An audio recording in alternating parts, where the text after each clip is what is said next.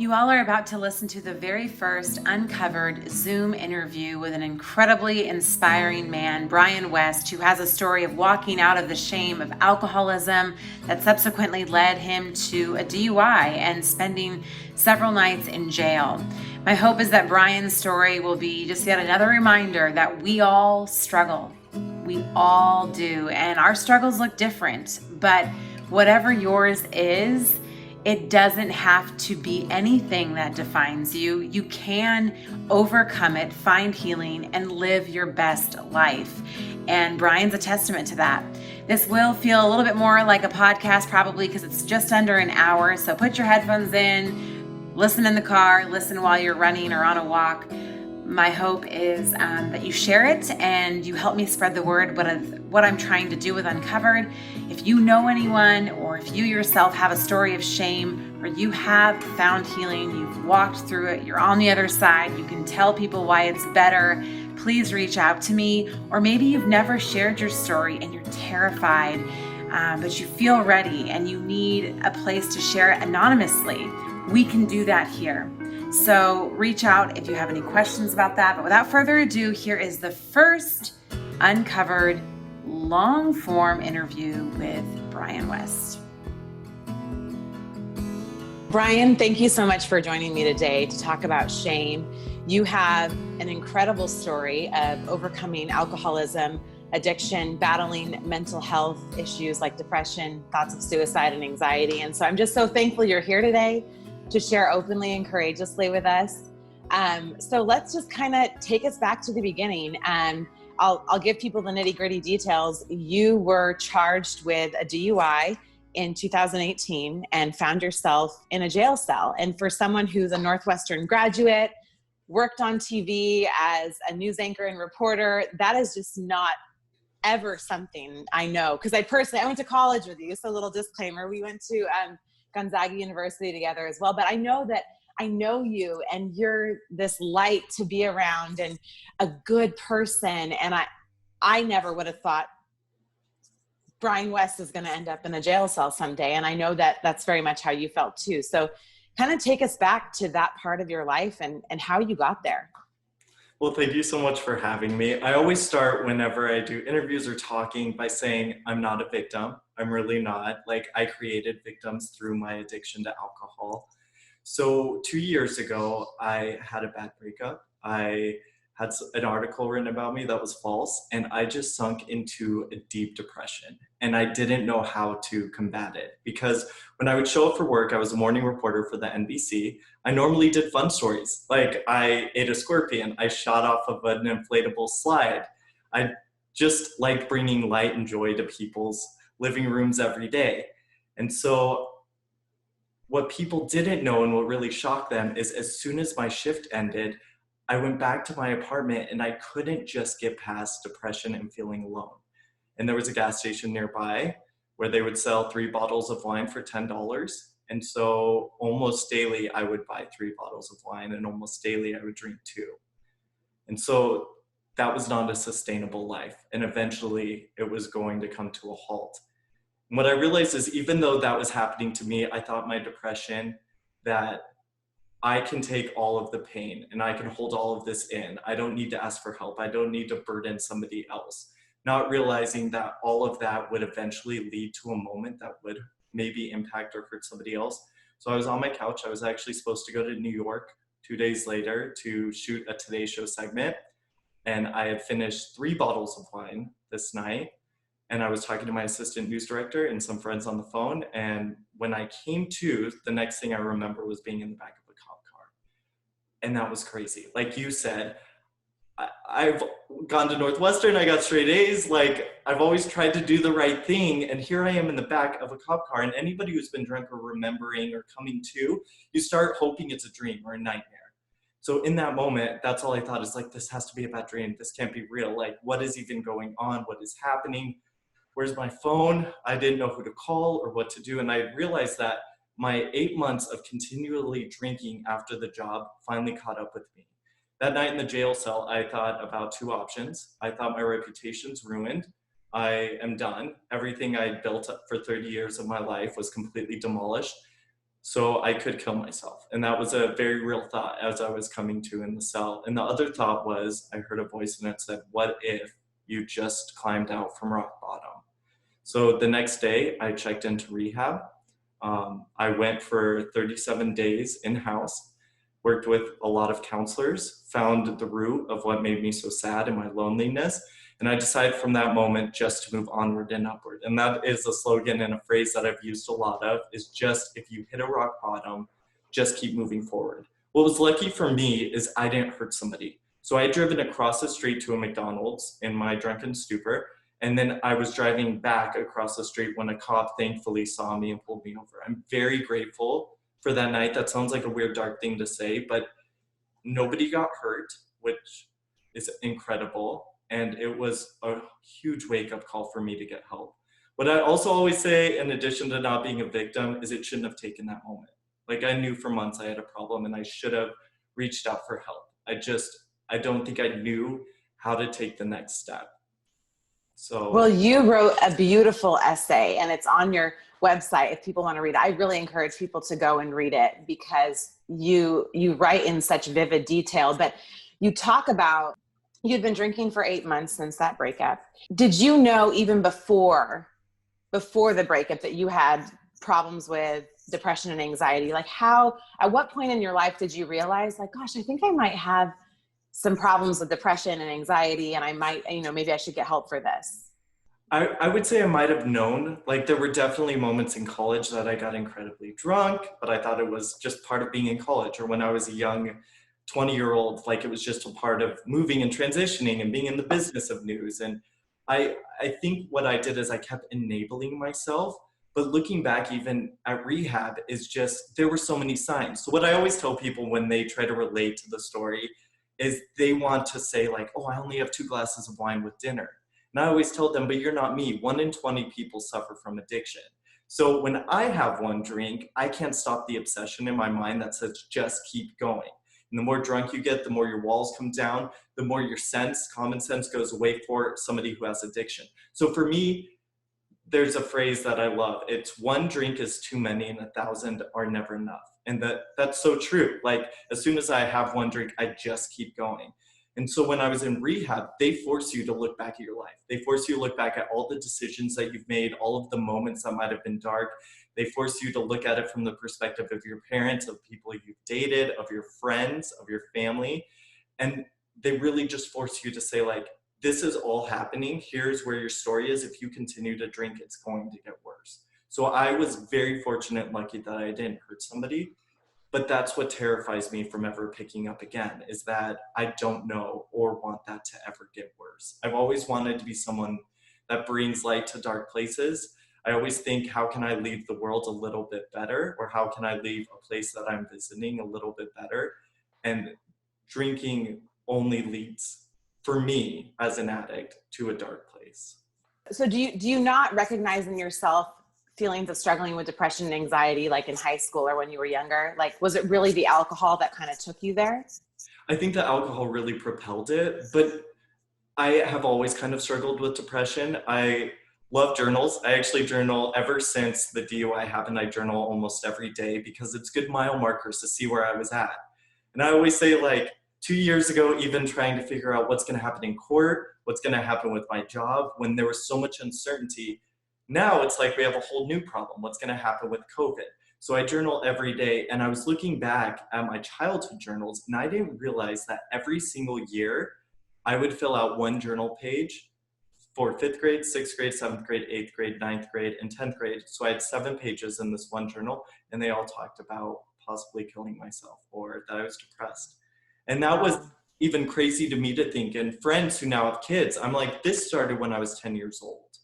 Mm-hmm. Well, and that was my question in reading your article or your essay too, is you clearly struggled with mental health a little bit and thoughts of suicide. Was the stigma around those things, like, do you think if there hadn't been a stigma that you wouldn't have gotten to this point? Like, if we lived in a society where it was easy to just say, hey, I'm struggling with this, do you think it would have prevented you from getting to this point of rock bottom? Because you said something in your article, which is that some people knew you had a problem, but most people didn't even realize the extent. You knew you had a problem. You knew you needed help, but you cared more about what people thought of you. And to me, that is the voice of shame. Shame is this emotion that we experience socially. It's how we're afraid of what other people, how they're going to perceive our worthiness, and it keeps us silent. And so I guess, do you feel like it was the shame first of, I can't tell people I'm having these thoughts of suicide, or I can't tell people that I'm feeling sad? Was there shame for that first, and then you got to rock bottom?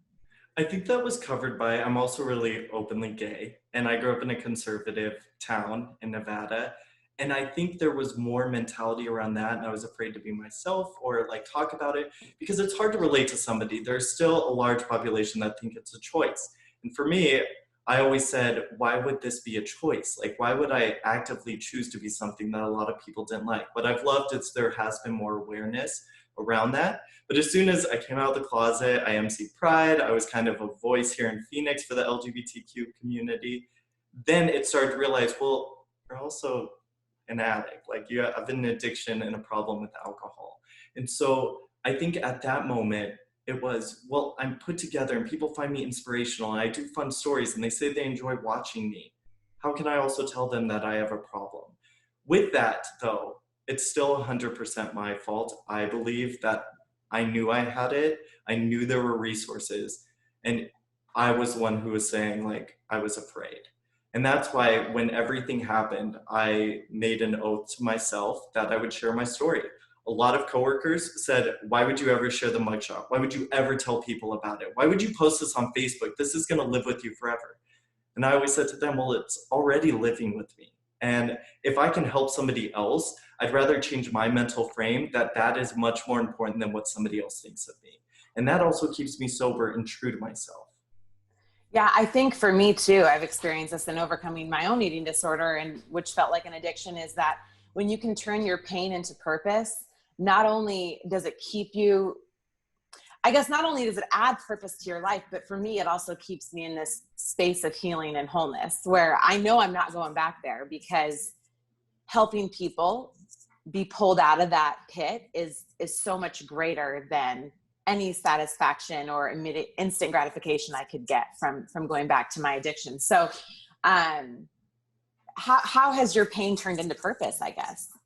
So when I first published the essay, there was an overwhelming outpouring of support. And that was really incredible, that you could just kind of be yourself.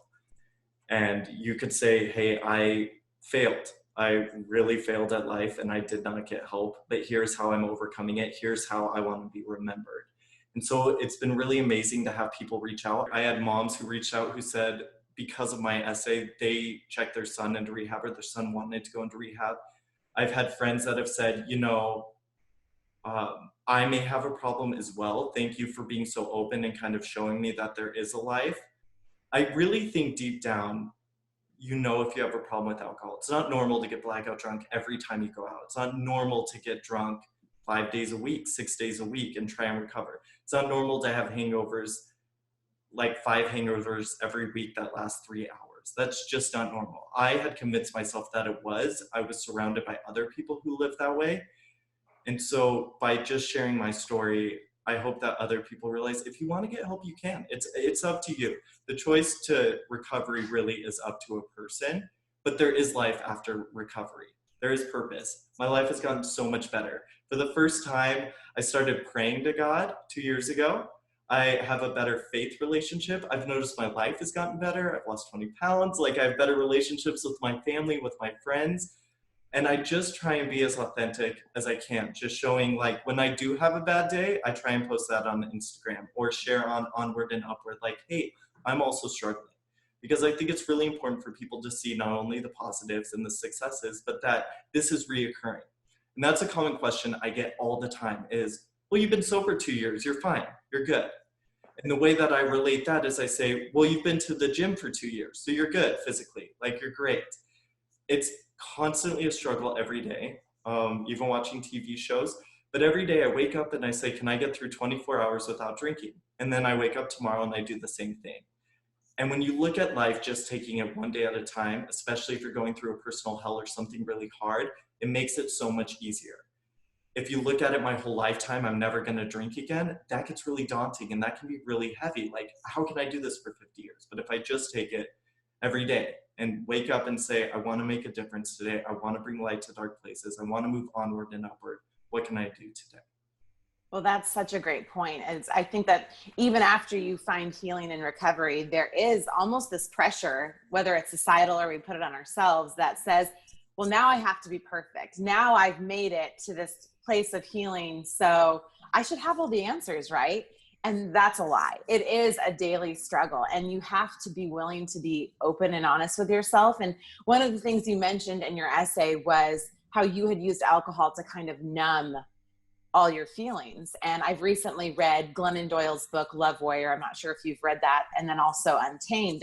And what I love about what she says in her book is there's this lie that we believe that a good life means that you're just happy all the time, that you reach happiness and that it's just easy to be happy. And so a lot of people find themselves feeling like, what the heck? Like, why aren't I happy? And she says, no. The point of life is to experience and feel and sit with all of our emotions, and that it's going to be really hard and there's going to be a lot of pain, but you have to feel the pain just as much as you feel the happiness. And so has it gotten easier for you to feel, to sit with your emotions? And do you find yourself more observing yourself from a point of like, oh, I'm feeling this? So explain how that's changed your ability to feel.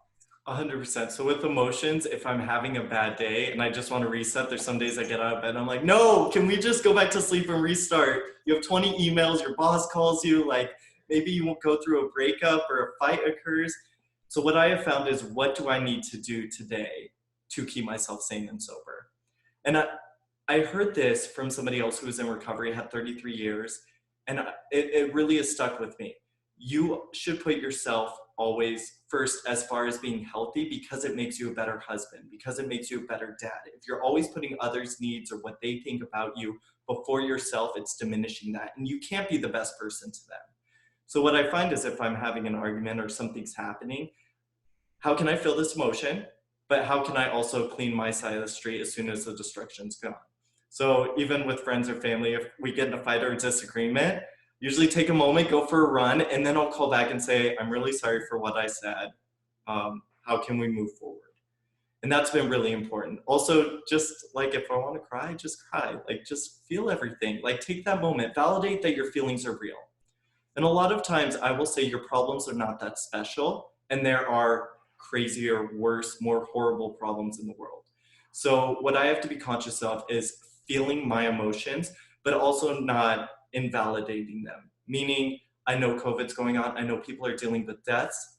I need to also realize that what's happening with me is valid and take care of myself in that moment. Well, that brings me to self-love. You know, you talk about spirituality, finding God, loving yourself. These are all things that I also experienced having, and I feel like they're universal experiences that happen for people when they walk out of shame.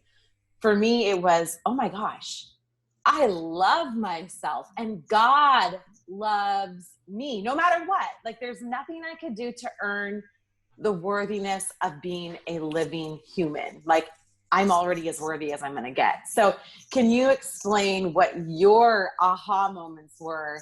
Because I know you probably had them, just finding that love for yourself and love from God. There's a really good book. It's called Return to Love by Marianne Williamson. I got that as soon as I was out of rehab. A friend had recommended it, and it talks about that, like returning to self-love. How do you find a way to build your worth back, your confidence back? And that's one of my favorite books. And the biggest thing with it that it said is, when there's a house, sometimes we think we have these tiny chips of paint. Sometimes we think a window's cracked and we need to fix it, when really we need to actually demolish it and just rebuild again. Like, we really need to look at the foundation, like that Maren Morris song. The bones are good, the crack, what is it? The bones are good, the rest don't matter. Yeah. And that's just what I found.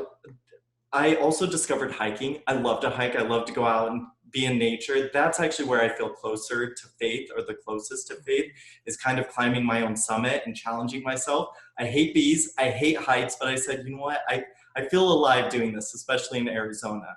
And it was when I started to lose weight and when I started to get faster going up the mountains that I was like, oh my gosh, I am really great. Like, why did it take me 30 years to realize that, like, I do love myself? And why do I have shame when I admit that? There is a very fine line, but there is a line between being arrogant and just having pride in who you are. And I think it's important to, like, show people you should be proud of who you are. We only have one life, we only have one body, and the faster we can make peace with that, the better off our lives will be. And it took me 30 years to realize that. So right now I work for a media company that works with high school students. And whenever I coach them, the biggest thing I say is, everyone close your eyes. Raise your hand if you've ever wanted to be someone else. Now open your eyes. And just remember back in high school how much you wanted to be the popular guy or the girl. They also raise their hand. Like, every single person at one point wishes they were a celebrity or an athlete or maybe a politician. They all wish that they were somebody else. And once you move past that, realize, like, there's nothing I can do. I'm literally in this body. I just have this mind. Here's the hand, like the cards that I was dealt. I just need to love who I am and move past it. Yeah, and I think it is such a powerful moment when you realize that, because it's like, there has never been and will never be another you. No one else has your set of gifts and experiences with your story. So go be the best version of you, because I think the ultimate tragedy is to get to your deathbed and realize you didn't take a chance on yourself, that you didn't love yourself enough to actually say, you know what, I'm worthy of this crazy dream or this desire that I've had forever. I think so often we hold ourselves back because we don't love ourselves. We don't feel worthy of our dreams or the desires of our heart. And we live small, scared, waiting for someone else to give us permission to be who we're supposed to be. And that's something that I really realized, is I lived my life waiting for permission for someone else to recognize in me what I wanted to see in myself. Does that resonate with you? 100%. So I want to go back to, you got your DUI, you spent a night in jail, they released you. You went to rehab, and then when your hearing came, they dropped the charges from a felony to a misdemeanor for an extreme DUI. You then had to serve 9 days in jail. And you talk about that so, like I said, vividly in the essay. And can you just kind of take us back there and share some of the aha moments that you had? I mean, I know you struggled with thoughts of suicide, but you also were able to start to see some beauty in those 9 days that you even said, had this happened to me a year before, I would have been sitting in a cell, pissed off, feeling like a victim, and just ready for another drink. So talk about those beautiful moments kind of that you started to have, like your turnaround point there. So when I was in high school and college, all I can say, even on the news and covering so many stories, nothing in my life could have prepared me to going to jail. I remember when I was walking in, there was a guard next to me, and I said, any advice, kind of pleading? And she said, keep your head down. And the doors opened, and I just remember getting like goosebumps and being terrified. And the first thing I was asked as soon as I walked in is a guy came up and said, what race are you? I have never, ever experienced something like that. And I said, well, I'm white. And that felt really weird to say. And he goes, great, here's the gang you're in. They read me a list of rules. They said, here's a bar of soap, and here's your bunk. And my experience was much different than what people picture in jail. You think you get one cellmate. I was in an open warehouse with 200 to 300. All mixed, felonies, misdemeanors. When I got to my cot, I talked to the guy next to me who was also on a cot, and I said, what are you in for? And he goes, I stabbed my sister. And that's where I was like, this is somebody who is laying next to me. That was really common, everything from taxes to DUIs. And that was just, how did we get here? The realization of that. So I stuck to my bunk. I did the 9 days while I was in there. And when I was coming out, it takes about 13 hours for them to process you out. And they move you to a cell with about 15 other guys. And we were sitting there, and the clothes come back from when you came in. I had surrendered as soon as my court case was resolved. I said, I want to go tomorrow. I just want to serve my time. I just want to get it over with. So I had pretty normal clothes going in. But you start to see the color of these guys that you've been in a cell with for 13 hours. They start to come back to life. Color is added to the room. And there was 2 kids that were in there, 18-year-olds, and they said, I can't wait to go out and drink again. And I remember looking at them, looking at my last 9 days of being scared and honestly paying for what I did, which I needed to do. And I remember thinking, I don't want to drink. And that's such a transformation for me in this moment is I don't want to go out and get drunk. And I looked at them and said, be careful, otherwise you're going to end up back here. And that was a moment of how far I had come. And that was really a prideful moment. And I remember when I got out, a friend picked me up, and I never looked back. It's a reminder every day. So anytime I ever slightly think like, maybe I've got it now, maybe I can have a glass of wine or champagne, I picture that night. I picture being in the back of the cop car. I try, after reading the police details, to imagine what it was like, as far as there were people that I encountered, there was a girl on a bicycle, and I just try and think about them. Like, this police officer was seeing me in my worst moment, and I probably ruined his night, but I'm so grateful that he saved me. And same with the other people. I think of them anytime I want to have a drink. I just think about them and go, it's not worth it, at least for me. And that's not anything on anyone who sees this. Like, we're all different. I'm just an addict who has trouble drinking. So the best solution is to never pick up a drink. Mm-hmm. And have you had moments where you've come close, or do you feel like this feeling of finding yourself is really keeping you from ever even being tempted? Because I sometimes feel like my friends will be like, are you really good? Like, are you sure you're not struggling? And I appreciate their concern, but at the same time, I just have this never again type. Do you feel that I'm never going back to there? Or do you feel like, I don't know if I'm gonna, like, what's your confidence level like, I guess, in your sobriety? I think as long as I keep doing everything that I'm supposed to, being honest, I think I'll be on a good path. We never use absolutes, or I never use absolutes that are like, I'll never drink again, because I don't know what the future holds. I don't know if there's a huge traumatic situation and then you find yourself in that. But what I do know is I've been very public about this as an added layer. Because if I was to relapse, I know a Facebook post would be coming. And that is an added layer of security. So I will never have this. Like, I don't feel 100% confident, but I do know today that I'm not going to pick up a drink. And like we had mentioned before, I know tomorrow I'll wake up and have the same mentality. But you never know where your life leads to. There was a story here in Phoenix about a woman on Thanksgiving whose husband and 3 kids were flying and flew into a mountain and died. She lost her entire family in a night. I do not know what that is like, nor do I hope I ever find out. But I don't know what situations are ahead. I just know I have built up enough layers to hopefully help me. I now know where to go get help. I know people to talk to if I need help. I now have resources. So you never say you're 100% confident, but I am in a place after 2 years with experiences that I feel like I know where I could find an answer. That's really good. You mentioned that, well, you took a year off after going to jail. You put up that beautiful essay and said, I'm going to take a year off from my career in news to get sober. You're now, how far? 2 years. 2 years. Okay. So what was that year like for you? It was amazing as far as the transformation, like just becoming a person, hiking, getting closer connections with friends and family. I mean, when you hit rock bottom, you know who's truly there for you. You know who truly supports you. And so it helped filter out, I guess, close connections in my life and let me know who is really with me. It also helped me to find self-love. But I was in a very fortunate situation where somebody who I've known for 15 years had a company and they had an opening. And my previous job, they actually said, you can come back. And I told them I didn't want to, because I knew that even 6 months of sobriety wasn't enough of a foundation for me to return to a stressful news environment.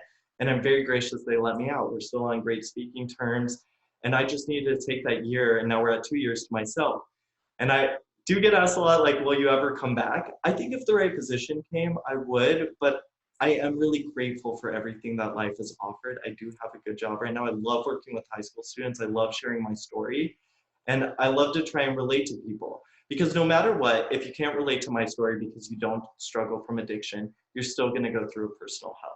You're still going to have really tough news someday. We wake up and we don't know what is ahead. But when that happens, it's the same stuff. Take it one day at a time. Just get through the 24 hours. Yeah, that's so good. I want to talk a little bit about spirituality, because I also was raised in a really conservative family.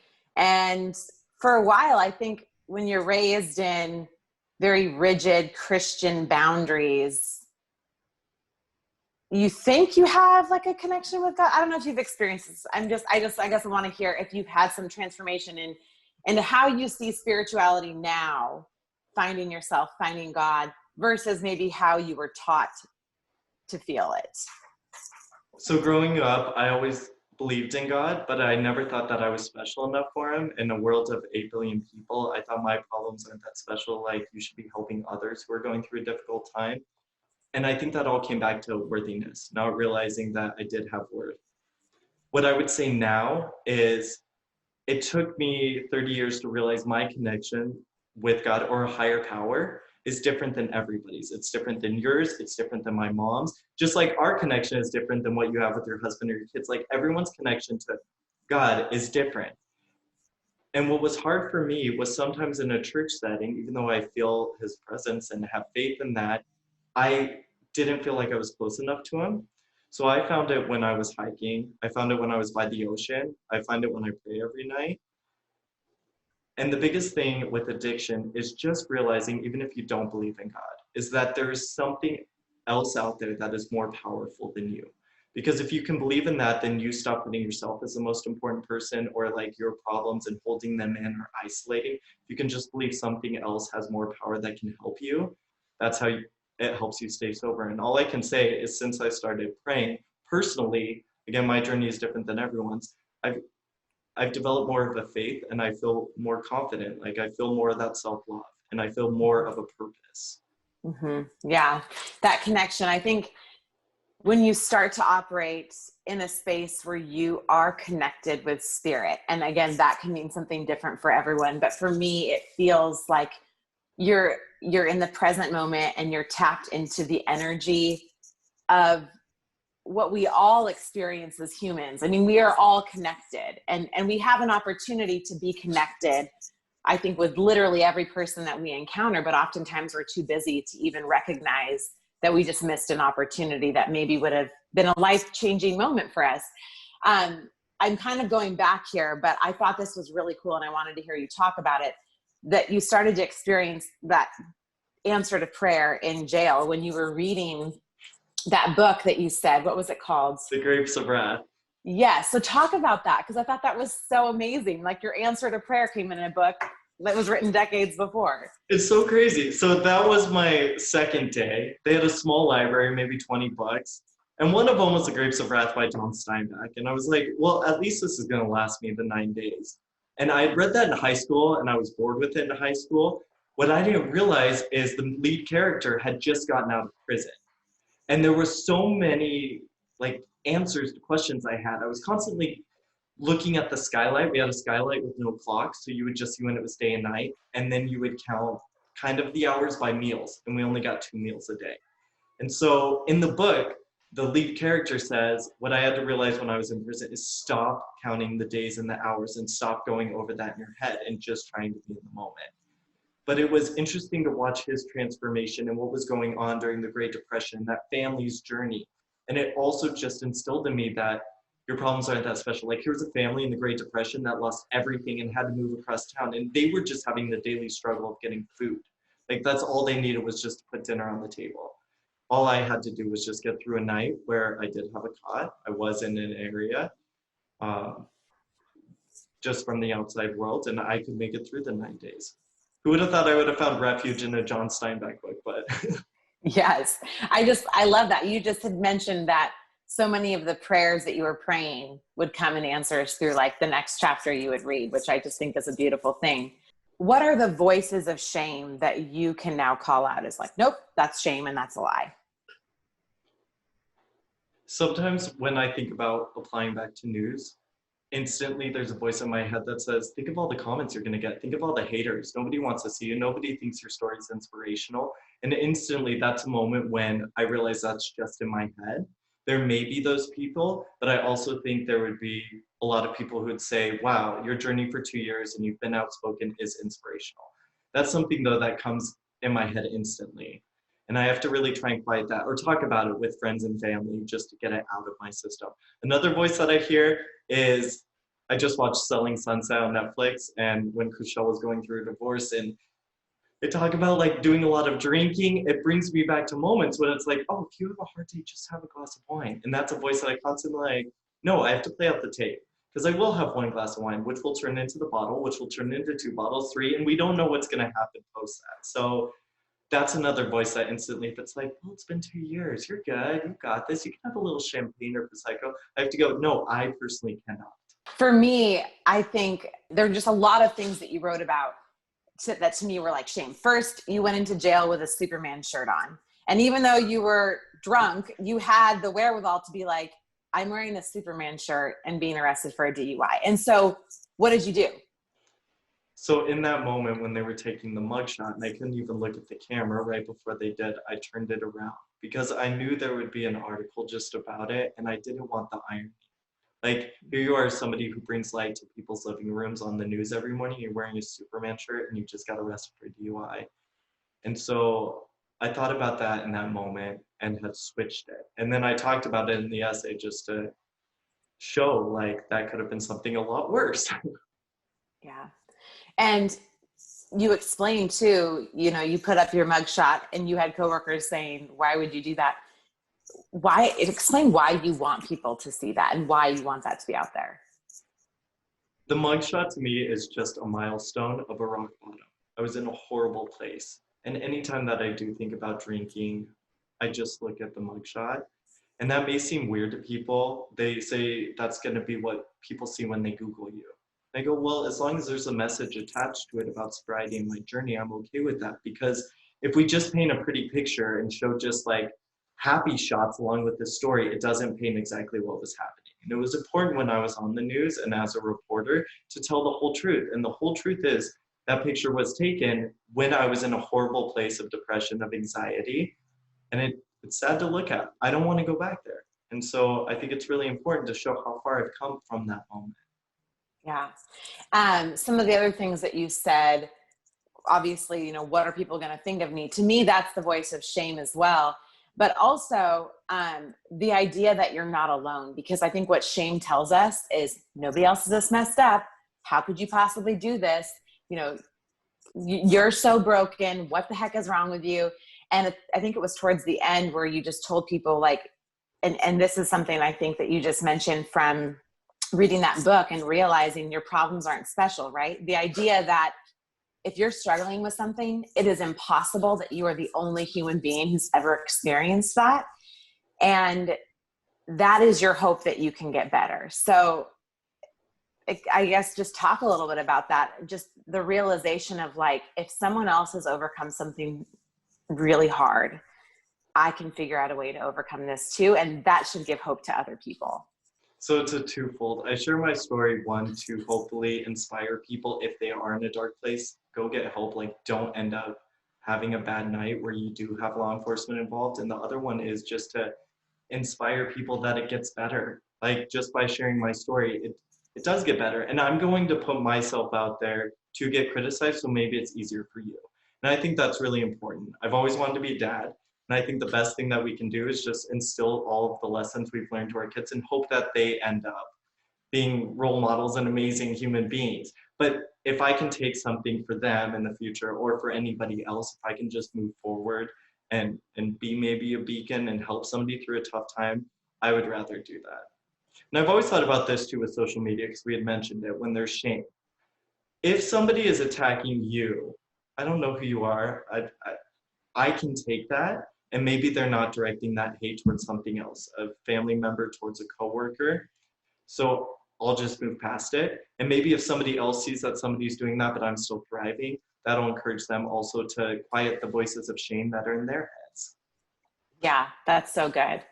And also that when people are attacking you, like it's so perfect what you just said. It might be directed towards somebody in their life, because it has to do more with them than you.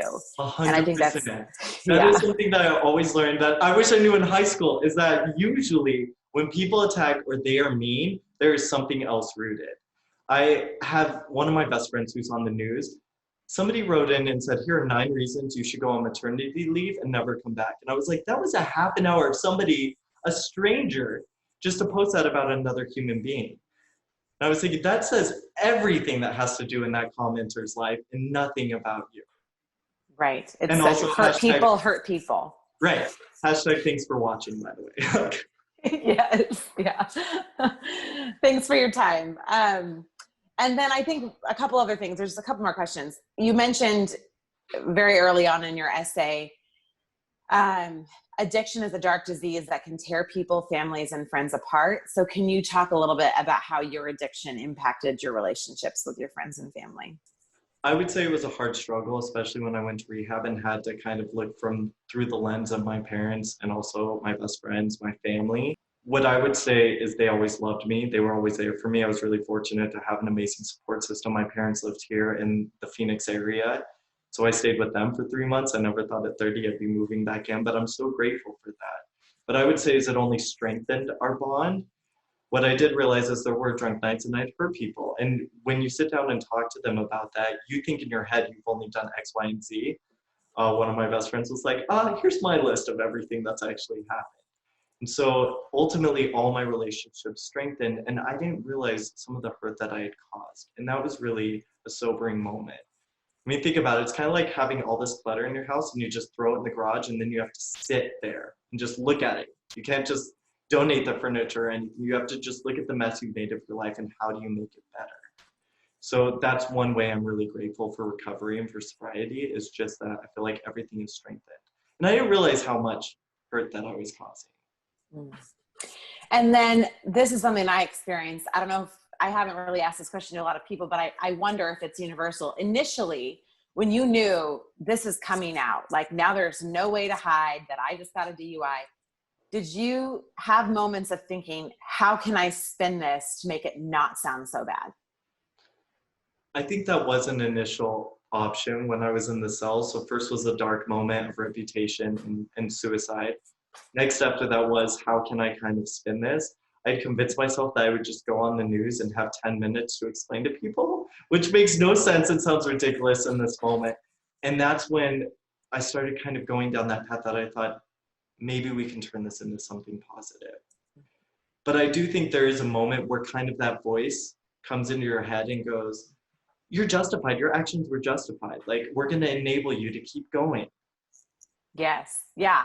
I very much so experienced that of like, okay, if I'm going to tell people I had this struggle, let's not make it sound as bad as it really was. Let's try to say, oh, every once in a while I struggled. So, but what I realize is, and speak to this, radical and complete acceptance of the truth is the only way you really get through to feeling healing and wholeness. 100%. So even when I wrote this essay, I said I wanted to give all the details, bad details, dark details. But what was really important to me is only telling it from my perspective, like just what I had experienced. I don't want anyone to think that everything I went through was universal because it was just special to me, but hopefully people can see similarities in the words that I wrote.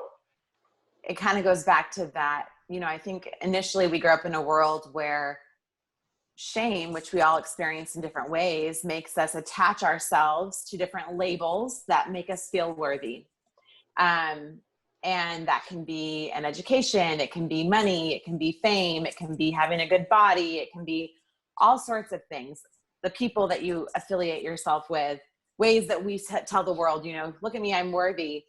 And so when you live in this space where you feel like you're chasing, Brene Brown says that you get caught up in this hustle for worthiness, that shame keeps you in a hustle for worthiness. And I very much resonate with that. And so then you're in this hustle for worthiness to have a moment where you break that mold, where you share that you've been addicted to alcohol or struggled with an eating disorder or been a victim to sexual trauma, anything that keeps us ashamed. Those are some of the most terrifying, scary moments I think that you can go through. So there's a couple questions here in this statement, but speak, I guess, first to the fear that you had to walk through to get on the other side of shame. It was definitely a long process. Like I would say I'm probably at just 5% of shame when it was 100% coming out of jail. But what I relate back to is Glee. I was a huge Glee, love that show. And they all wore t-shirts that just said what their insecurities were. So when I walked out, I thought, you know what, I'm going to own this. I'm going to share the mugshot. I'm going to tell people my story. I'm going to say like what I am struggling with, tell them the whole truth. And even if in that moment they give me shame, that is more on them, not on me, because I believe in sharing my story. You have that fear that you have to walk through. You realize it's actually better on the other side. But then it's the secondary shame that we kind of talked about to begin with, which is this feeling of like, okay, I'm good now, right? Like I now have to portray to people that I've found healing and I'm going to be good forever. And you speak to that so beautifully. Like you're not preaching down from the mountaintop of like, I found sobriety and now I'm perfect. It's so much this humbleness that you share in this radical acceptance that every day is going to be a new challenge. And I really think that that is key to staying in a good place. So I don't really know what my question is in that. No, I know where you're going. So yeah. When people say they've got this or they're overconfident, especially with addiction, as soon as you've got this, you don't have any. You get this confidence, and that's when I think the voice that's in your head starts saying, well, you've got this, so just have a drink. So it's really important for me just to let people know, like, this is a daily struggle. This is something that can all go away. Think about that. So I have 2 years of a perfect track record right now, but if I have even a sip of wine, all that's erased and goes away. That doesn't mean that it's lost. It was time served. I would have to start again. But think about now that's in your system, and now the voice is saying, well, it wasn't that bad, try again. And then you keep going down the dark hole until a lot faster until your life gets much worse.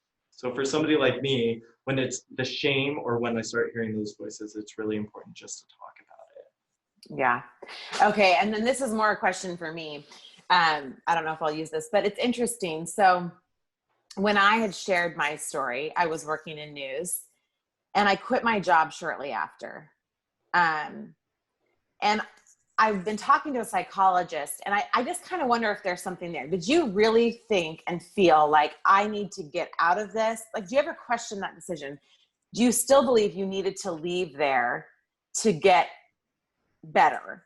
Or was there part of you that felt like you had to, I'm going to shut all that down because that's my ego. That's not the real me. I've now found the real me in sharing this vulnerable part of my story. And so I'm going to turn away from everything that must have been false. And it's hard for me because I can look back and I can see how part of me, I think, was chasing some level of worthiness through wanting to be on the news. But that's like the dark, egotistical side. There's the other side that has just always loved people and wanting so badly to share their stories because I believe it can bring goodness to the world. And so I guess I've wrestled with this feeling of like, did I leave my job because, you know, I never went to my boss and said, hey, what do you think if I start a segment sharing stories of shame? That to me felt too scary. I felt like I just needed to quit, say goodbye to it all, and just start from the ground up. Does that make any sense, what I'm saying? No, 100%. Okay. I think in my situation, I wanted to leave news in that moment because the voice of shame was so strong in my head, even at 6 months of sobriety, like I just finished up the sentence in jail. And I knew going back into the newsroom, it was going to be on twofold. It was going to be from viewers. I knew it would be reflected. It was going to be from all of my coworkers who were very in the moment because news travels fast. It was going to be, there was just so many thoughts of like, as soon as I walk in the door to work, I'm going to feel all these eyes of judgment. And that's what led me in the first place to not work on myself and not get better with myself. Mm-hmm. So that's why I said, at least give me a year. And now at 2 years, there might still be some of those feelings, but it was really important for me at the time. And I'm so grateful that they let me out of my contract just to like work on me. And there is a lot of stress that comes with news. And I was working the morning show. So you go to bed at like 8 or 9, you wake up at 3 in the morning. Yeah. And that was a place where I was like, this is just a lot right now. And I really do need to focus on myself. Yeah.